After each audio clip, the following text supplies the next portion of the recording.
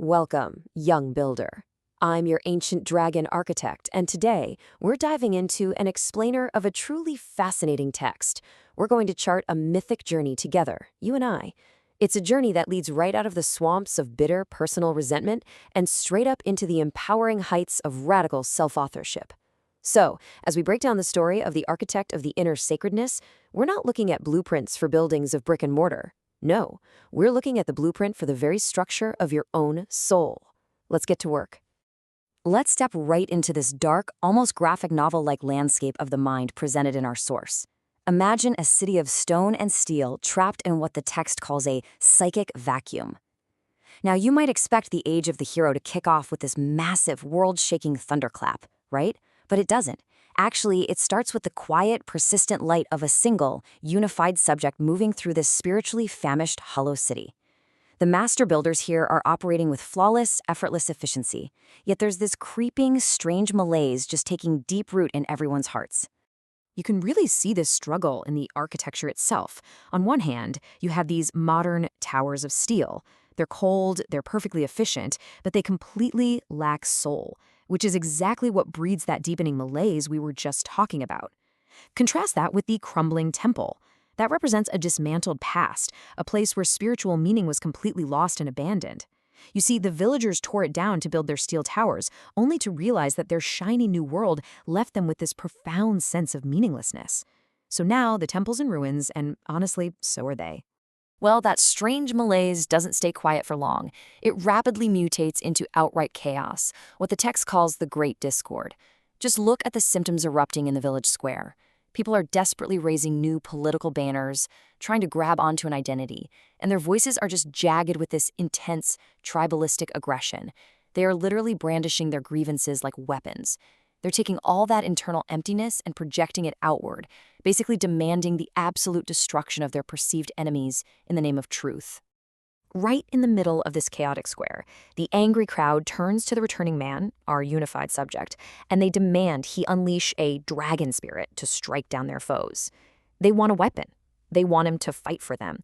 But as we navigate this dark night, young builder, I have to ask you to look a little closer here. Who is the true enemy? I mean, is it really the neighbor holding a different banner? Or is there a much deeper, far more insidious source driving all this tribal anger? So instead of handing them the violent weapon they're begging for, the man does something completely unexpected. He holds up the mirror of justice. But here's the catch. He doesn't point it at their enemies. He turns its reflection directly back onto the screaming crowd itself. Speaking with what the text calls the great reason of the blood, he says, "You seek a hero to break the tablets of your neighbors, but you are merely bridges that broke, because you cannot face the ugliest man residing in your own shadows." It is this brilliant, devastating moment of confronting the self. And let me tell you, the reflection in that mirror is not easy to look at.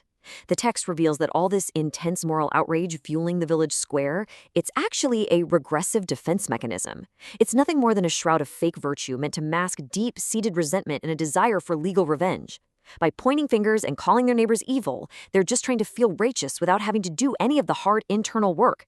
The text makes it crystal clear their hatred is just a projection of the internal discord already rotting in their own hearts. They're fighting the outside world because they are absolutely terrified of the world inside themselves. Which brings us to a really crucial metaphor, the golden mask.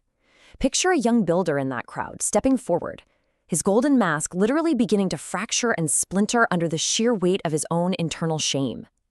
This mask is that fragile shroud of fake virtue we just talked about. We wear it to hide our resentment and shame from the collective, and worse, to hide it from ourselves. But the second we bravely gaze into that mirror of justice, that mask shatters.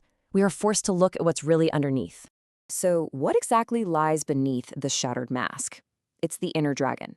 Now, this isn't that external dragon spirit the crowd wanted to weaponize. No, the true dragon is internal. It is the gaping abyss of internal chaos, personal suffering, and unresolved psychological discord living right there in the dark night of the soul.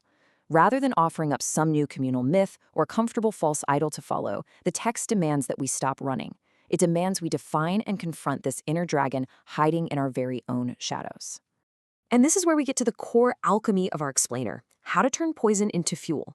This is the blueprint for true resilience, showing you how to stop looking for external heroes and start literally using your internal poison to power yourself. Step 1. You have to stop the flight into collective shadows and tribalism. Just stop blaming the group across the square.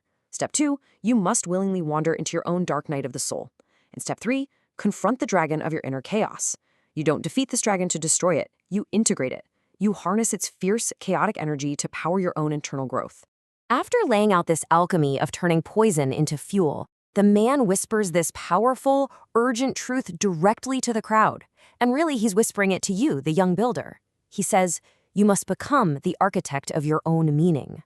This is the ultimate call to action. You have to stop being these spiritually famished seekers, just endlessly wandering the city of stone and steel looking for external temples to give your life purpose. The crumbling temple of the past is gone for good, and the steel towers are completely empty. The architecture you need to build, it is entirely within you. Okay, so how do we actually do this? By becoming an internal judge. This means we have to completely stop seeking external idols, period. It requires us to say a holy yes, which is this profound affirmative acceptance to the actual consequences of our own nature, embracing both our light and our dark. And finally, we have to begin the courageous authorship of our own story. By embodying these traits, the people in that city of stone and steel completely transformed their reality. And they didn't do it by repaving the streets or tearing down the towers. They did it by building an indestructible structure of internal meaning. And right there, we witness the birth of internal sacredness. Imagine the visual. Those crumbling stone ruins aren't replaced by cold steel, but by a vibrant, living temple igniting right within the chest of the individual, glowing with this warm, golden light against the dark void. This is a massive shift in our mythic journey. We evolve from perishing in the exhausted pursuit of external idols and tribal warfare to becoming unified subjects. We step into a reality where the dreamer finally refuses to sleep, fully awake to their own immense power and responsibility. So, as we wrap up this explainer, we find ourselves back in the psychic vacuum, but this time, things are different. You are equipped. You understand the power of the mirror of justice. You've seen the golden mask fracture, and you actually know how to turn the poison of your inner dragon into high-octane fuel. So, young builder, I'll leave you with this final, provocative question. Now that you no longer look to the village square for your answers, in the face of the void, what kind of internal temple are you truly ready to construct?